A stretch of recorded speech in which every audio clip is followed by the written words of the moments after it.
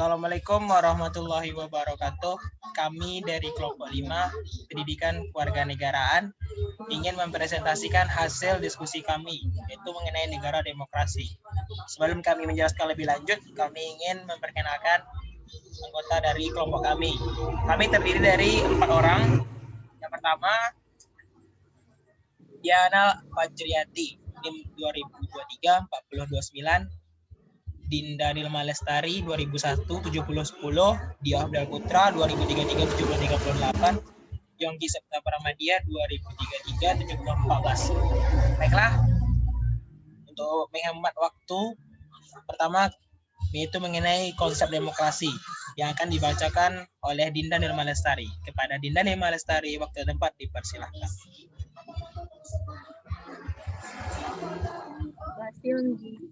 Negara demokrasi. Yang pertama, konsep demokrasi. 1. Pengertian demokrasi. Demokrasi merupakan bentuk pemerintahan rakyat, di mana kekuasaan tertinggi berada di tangan rakyat, dilakukan oleh rakyat, dan melalui pemilihan yang berlangsung secara bebas. 2. Unsur-unsur, prinsip, dan norma-norma demokrasi. Yang pertama, demokrasi berdasarkan kedaulatan rakyat. Demokrasi berdasarkan kepentingan umum. Demokrasi menampilkan sosok negara hukum. 4. Negara demokratis menggunakan pemerintahan yang terbatas kekuasaannya. Yang kelima, semua negara demokrasi menggunakan lembaga perwakilan. Di Indonesia ada MPR, DPR, dan DPD. 6. Negara demokrasi mengakui hak asasi manusia. 7. Kelembagaan negara didasarkan pada pertimbangan yang bersumber pada kedaulatan rakyat. 8. Setiap demokrasi memiliki tujuan dalam bernegara. 9. Setiap demokrasi memiliki mekanisme pelestariannya. 10. Setiap demokrasi memiliki lembaga eksekutif. Di Indonesia ada presiden dan menteri. 11. Setiap demokrasi memiliki kekuasaan kehakiman. 12. Setiap demokrasi kedudukan warga negaranya sama. 13. Setiap demokrasi memberikan kebebasan dalam menyalurkan aspirasi rakyat. Yang terakhir, setiap demokrasi menggariskan tata cara menggerakkan negara yang demokratif sifatnya. 7 prinsip dasar dalam demokrasi menurut Agus Dwiyono. Yang pertama, pemerintahan berdasarkan konstitusi. Artinya, dalam melaksanakan pemerintahannya, kekuasaan pemerintah harus dibatasi oleh Konstitusi Undang-Undang Dasar 1945. Yang kedua, pemilihan umum yang bebas, jujur, dan adil. Yang ketiga, hak asasi manusia dijamin. Yang keempat, persamaan kedudukan di depan hukum. Yang kelima, pengadilan yang tidak memihak. Yang keenam, kebebasan berserikat atau berorganisasi dan mengeluarkan pendapat. Yang ketujuh, kebebasan pers atau media massa. Norma demokrasi menurut Muhammad Erwin. Yang pertama, menyelesaikan perselisihan dengan damai dan secara melembaga. Yang kedua, menjamin terselenggaranya perubahan secara damai dalam suatu masyarakat yang sedang berubah. Yang ketiga, menyelenggarakan pergantian pemimpin secara teratur. Yang keempat, membatasi pemakaian kekerasan sampai minimum. Dan yang terakhir, mengakui serta menganggap secara wajar adanya keanekaragaman dalam masyarakat yang tercermin dalam keanekaragaman pendapat, kepentingan, dan tingkah laku.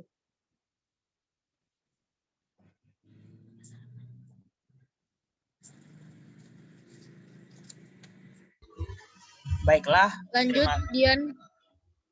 Baiklah, terima kasih kepada Dinda Nilma Lestari yang telah membacakan mengenai konsep demokrasi. Selanjutnya akan disambung oleh Diana Fajriati. Kepada Diana Fajriati dipersilahkan. 3. Demokratisasi. Demokratisasi adalah penerapan kaidah-kaidah atau prinsip-prinsip demokrasi pada setiap kegiatan politik kenegaraan. Winarno juga menjelaskan demokratisasi melalui beberapa tahapan, yaitu 1. Pergantian dari penguasa non-demokrasi sebagai penguasa demokrasi. 2. Penentuan lembaga-lembaga dan tertib politik demokrasi. Ketiga, konsolidasi demokrasi. Keempat, praktek demokrasi sebagai budidaya politik negara. 4. Manfaat demokrasi. 1. Kesetaraan sebagai masyarakat. Kedua, pluralisme dan kompromi. Ketiga, memenuhi kebutuhan-kebutuhan umum dan menjamin hak-hak dasar warga negara. Sejarah demokrasi.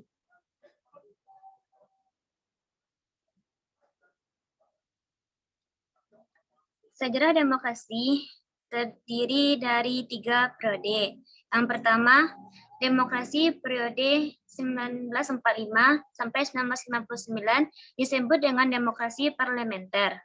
Kemudian, demokrasi periode 1959 sampai 1965 disebut dengan demokrasi terpimpin. Kemudian, demokrasi periode pada tahun 1965 sampai 1998 disebut dengan demokrasi Pancasila Orde Baru. Dan kemudian demokrasi periode 1998 sampai sekarang disebut dengan demokrasi Pancasila pada era reformasi. Yang pertama, demokrasi periode 1945 sampai 1959 atau disebut dengan demokrasi parlementer. Diberlakukannya Undang-Undang Dasar 1945 pada periode pertama, yaitu pada tahun 1945 sampai 1959.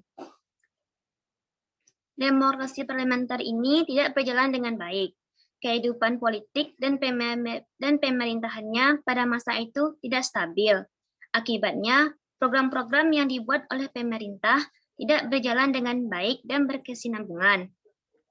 Akhirnya, demokrasi ini berakhir secara yuridis pada 5 Juli 1959, bersamaan dengan berlakunya kembali Undang-Undang Dasar 1945. Kedua, demokrasi terpimpin. Pada tahun 2.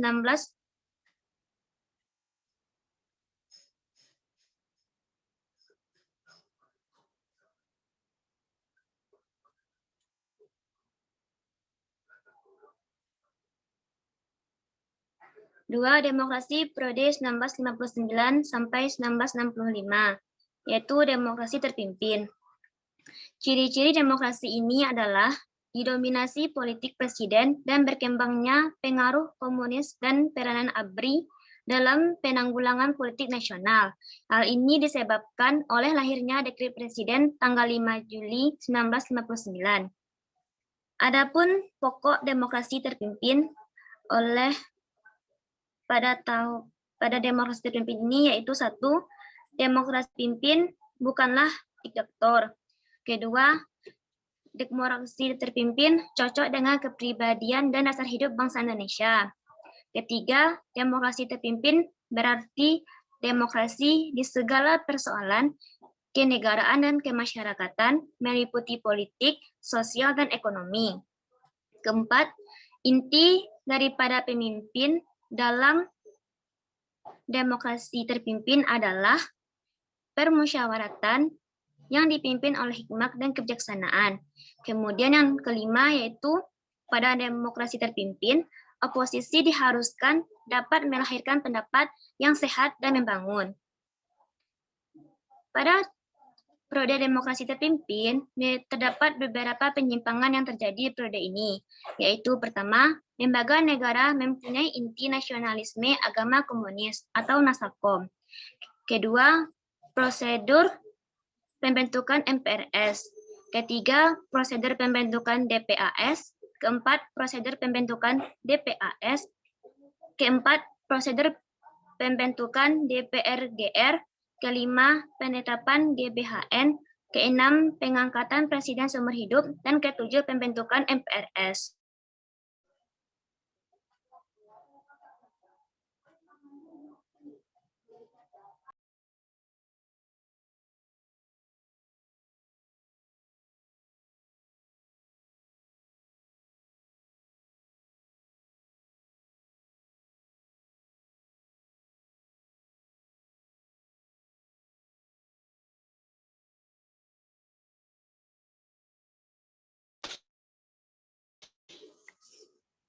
Kemudian dilanjutkan. Terima kasih kami ucapkan kepada Diana Al-Fajriati. Selanjutnya akan disambungkan mengenai demokrasi periode 1965 sampai 1998, yaitu Pancasila Orde Baru, yang akan dibacakan oleh Dia Afdal Putra. Kepada Dia Afdal Putra dipersilahkan dengan segala hormat. Baiklah, saya akan membacakan materi tentang demokrasi periode 1965 sampai 1998, yaitu demokrasi Pancasila Orde Baru. Periode ini bertepatan dengan masa pemerintahan Presiden Soeharto. Demokrasi ini merupakan demokrasi konstitusional yang menonjolkan sistem presidensial. Landasan formal periode ini adalah Pancasila, Undang-Undang 1945, dan ketetapan MPRS atau MPR. Pelanggaran yang terjadi pada periode ini yaitu penyelenggaraan pemilu yang tidak jujur dan tidak adil, kurangnya jaminan kebebasan menemukan pendapat,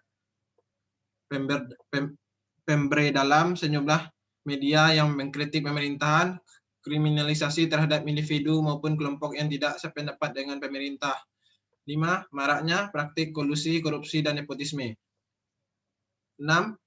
Pengekangan diskusi kampus. 7. Sistem kepartaian yang berat sebelah dan tidak otonom. 8. Penculikan dan penghilangan paksa sejumlah aktivitas.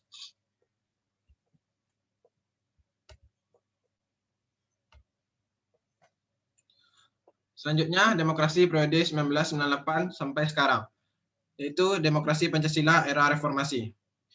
Demokrasi periode ini berhubungan dengan gerakan reformasi yang menuntut pelaksanaan demokrasi dan HAM. Pelaksanaan demokrasi dan HAM di tanah air secara konsekuen. Tuntutan ini berakhir dengan lengsernya Presiden Soeharto pada tahun 1998. Demokrasi yang dijalankan yaitu demokrasi Pancasila. Perubahan yang terjadi pada periode ini yaitu pemilihan umum yang lebih demokratis, lembaga demokrasi yang lebih berfungsi, mewujudkan kehidupan yang lebih demokratis, memaknai demokrasi Pancasila sebagai nilai-nilai budaya politik yang mempengaruhi sikap hidup politik pendukungnya, serta partai-partai politik lebih dapat mandiri.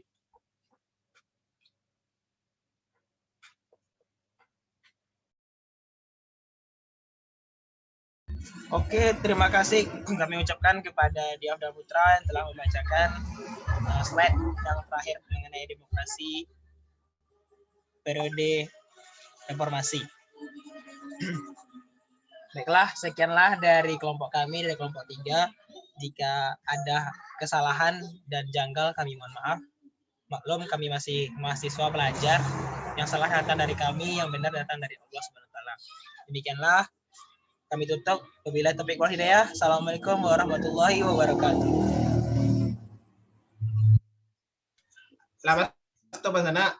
Cuba lihat lu. Yang semua keluar.